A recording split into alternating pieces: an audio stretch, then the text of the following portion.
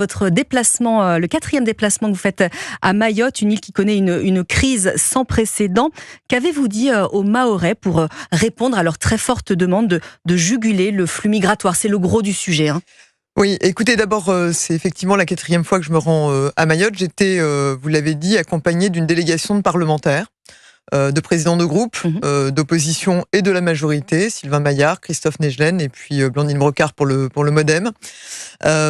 C'était important d'abord de pouvoir montrer aux Mahorais que, au-delà du gouvernement qui est extrêmement impliqué pour résoudre la situation à Mayotte, les parlementaires, eux aussi, prennent le temps de venir à leur rencontre.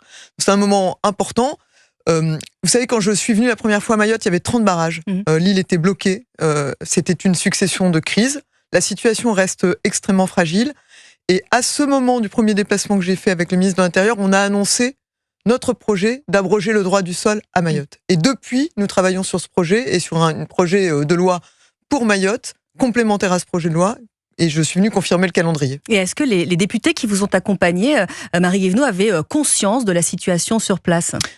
Je pense que, évidemment, les députés avaient conscience en ayant lu des rapports parlementaires, en ayant lu aussi des articles de presse de la situation. Mais l'avoir depuis Paris, par le biais de documents, y compris s'ils sont très bien faits, ce n'est pas du tout la même chose que d'être confronté au réel. La situation à Mayotte, quand vous la vivez sur place, ne peut laisser personne indifférent. Et je pense que les parlementaires, si vous avez l'occasion de les interroger, vous le diront eux-mêmes, c'est une situation... Vous savez, l'île, c'est 374 km², il y a 330 000 habitants à Mayotte, la moitié de la population a moins de 18 ans, la moitié de la population est étrangère, la population a quadruplé sur les 20 dernières années. Voilà la situation de Mayotte. Les services publics explosent et les Mahorais ont besoin d'aide. Et alors, vous êtes allé à leur rescousse. Il y a un rideau de fer qui avait été annoncé justement pour lutter contre l'immigration clandestine, ces bateaux qui arrivent des Comores. Où est-ce qu'on en est à l'heure qu'il est, Marie Guévenoux ? Aujourd'hui, on a une opération Place Nette qui mobilise à la fois 1700 policiers et gendarmes, mais aussi des militaires, dans le contrôle notamment des frontières, dans le contrôle de la délinquance, dans la lutte contre l'habitat insalubre. Nous avons à la fois des bâtiments maritimes de haute mer et également des vedettes et des intercepteurs qui sillonnent la zone. Nous avons également des militaires engagés de façon terrestre. 30 militaires sont engagés de façon terrestre pour surveiller l'accostage. Voilà, ça c'est le dispositif de surveillance de l'île qui nous permet depuis plusieurs années consécutives de renvoyer 25 000 étrangers par an depuis le sol mahorais vers leur pays d'origine.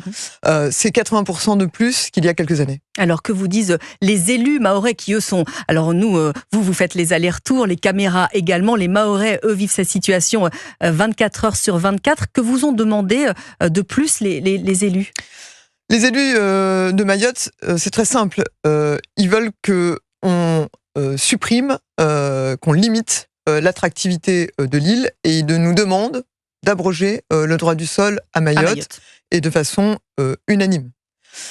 Et donc c'est ce que je suis venu leur confirmer. Nous étions engagés avec le ministre de l'Intérieur à transmettre notre projet de loi le 22 mai par une communication au Conseil des ministres. Nous avançons ce calendrier. Les projets de loi seront transmis le 17 mai par le président de la République lui-même, qui convoquera une réunion à l'Élysée avec les élus de Mayotte pour avoir un échange avec eux et leur présenter le fruit de notre travail. Et la réalité, c'est également que les maternités, Marie Guévenoux, sont surchargées, les actes de demande d'état civil explosent. Quelles sont les clés, là encore, les Comoriennes qui viennent accoucher à Mayotte? Il va être difficile de les laisser aux Comores.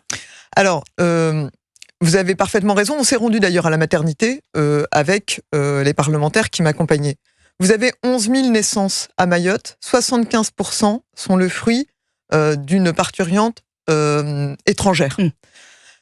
Qu'est-ce que ça signifie ? Si on prend les chiffres des titres de séjour, vous avez 15 000 titres de séjour délivrés par an à Mayotte. 85% le sont du fait de la vie familiale. Pourquoi ? Parce qu'à Mayotte, vous avez le droit du sol qui agit de la manière suivante. Vous avez la possibilité d'acquérir la nationalité française à partir de 13 ans dès lors que vous êtes né sur le sol mahorais, y compris si vous êtes, si vous êtes né de parents étrangers en situation irrégulière. Cette réalité-là fait que 85% des titres de séjour sont liés au fait d'être né sur les territoires mahorais et d'être considérés comme français. Dernier chiffre, vous avez 42% des titres qui sont délivrés à des parents d'enfants français. Donc précisément à ce que je décris là, contre 4% en hexagone. Donc vous voyez, si je vous mets tous ces chiffres, 75% de mères étrangères sur l'ensemble des naissances à Mayotte, 42% des titres délivrés pour être parents d'enfants français contre 4% en hexagone, il y a une attractivité de la nationalité et des titres de séjour à Mayotte, et c'est pour ça qu'on veut abroger ce droit du sol à Mayotte. Et les chiffres sont